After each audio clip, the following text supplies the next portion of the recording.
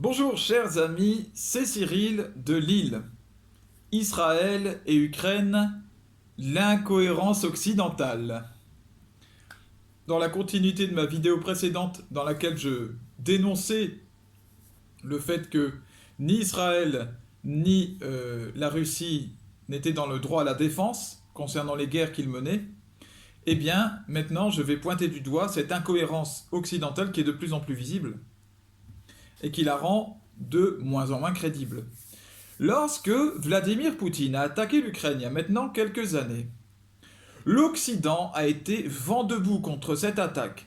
Le soutien a été inconditionnel et chacun devait se prononcer pour l'Ukraine, pour Monsieur le Président Zelensky, pour tous les Ukrainiens.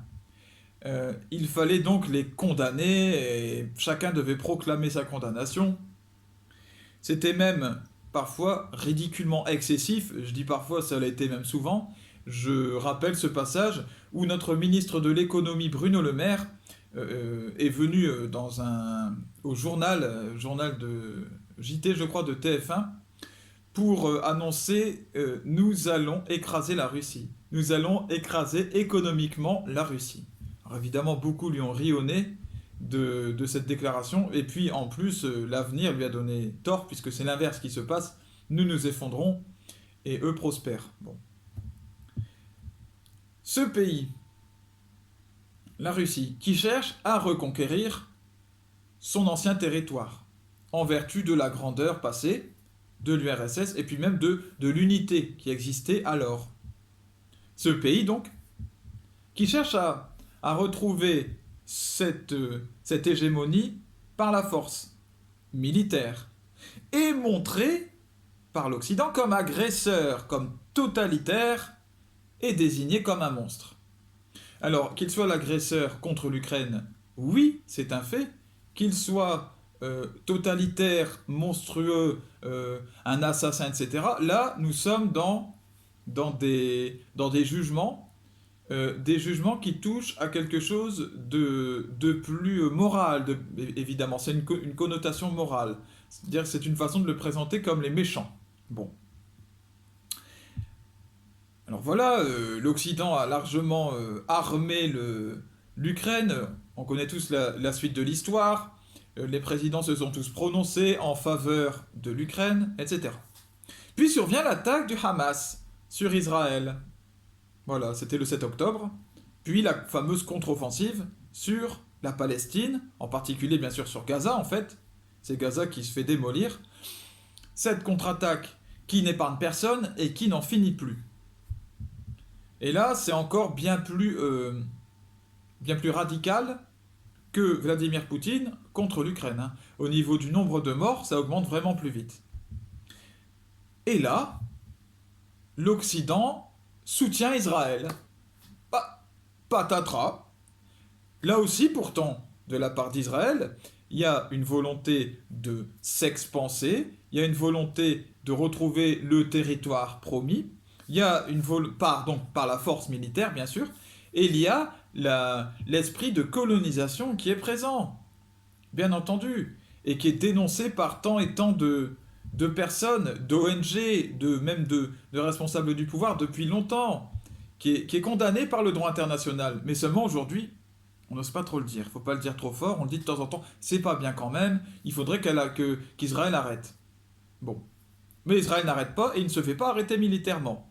Il n'y a aucun pays pour aller armer Gaza, la Palestine, contre Israël cette fois. Bizarrement. Et alors là, en plus, il faut carrément soutenir Israël. Et donc il faut participer à une marche contre l'antisémitisme. Bien sûr que l'antisémitisme est une mauvaise chose et qu'il faut la condamner, bien sûr. Mais lorsque c'est fait de manière unilatérale et qu'on ne condamne que l'antisémitisme, eh bien on se met d'un côté. Et évidemment, ça ne dupe personne, en tout cas personne de bon sens. Les critiques sont beaucoup plus molles sur Israël et sur les responsables du pouvoir israélien que sur la Russie et sur Vladimir Poutine.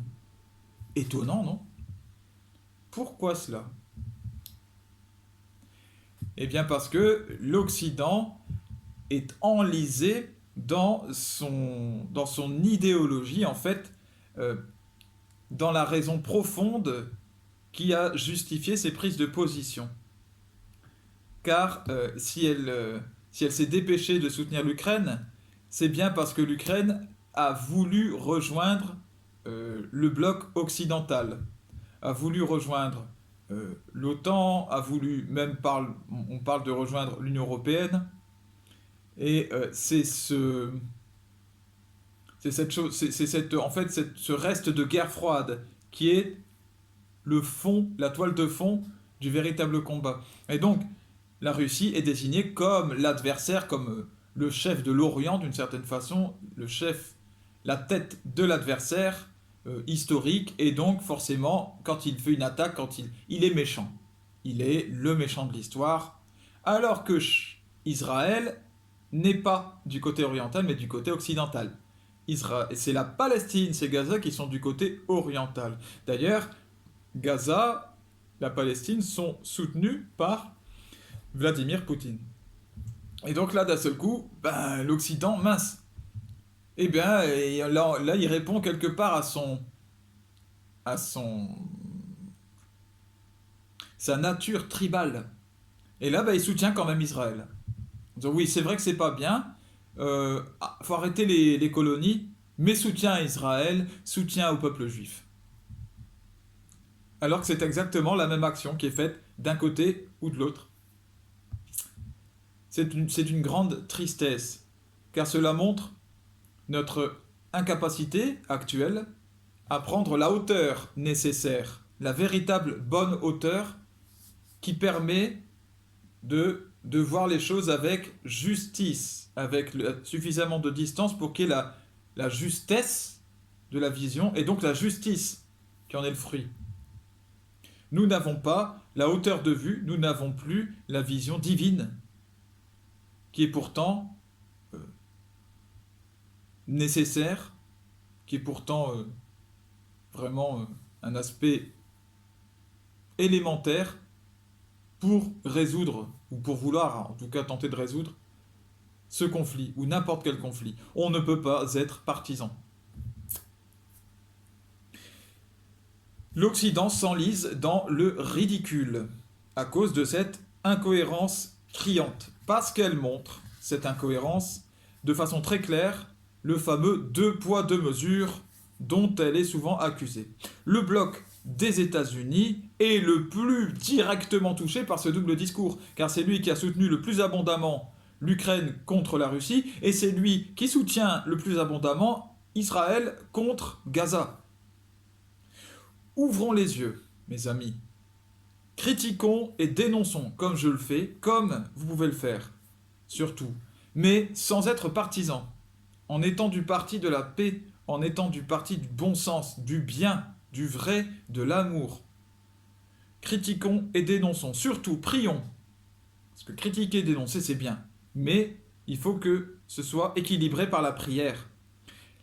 Prier pour que les choses entrent plutôt dans l'ordre. Car le goût du conflit, de la guerre, peut s'emparer de chacun d'entre nous. Chacun peut refuser un moment de pardonner, de chercher la paix. On peut dire non, maintenant ça suffit, c'est la guerre. Non, attention à ça parce que ça c'est une victoire du diable. Attention parce que ça peut prendre chacune des parties. Prions pour que le fruit de tout cela soit le fruit de tout ce qui se passe actuellement, tout ce conflit généralisé. On a l'impression vraiment que ça y est, c'est la fin du monde, c'est la tempête, tout est sans dessus-dessous, il n'y a plus aucune valeur et tout le monde s'entretue. Eh bien, prions pour que le fruit de tout cela soit un ordre mondial plus juste, plus fraternel, plus évangélique. Voilà. Ne condamnons pas ce monde et ce qui est en train de se passer, ne nous condamnons pas nous-mêmes en prenant parti d'un côté ou de l'autre, mais gardons la distance nécessaire et continuons de croire en un avenir meilleur parce que c'est ce qui va arriver. Que Dieu vous bénisse et bénisse tous vos proches. À bientôt les amis.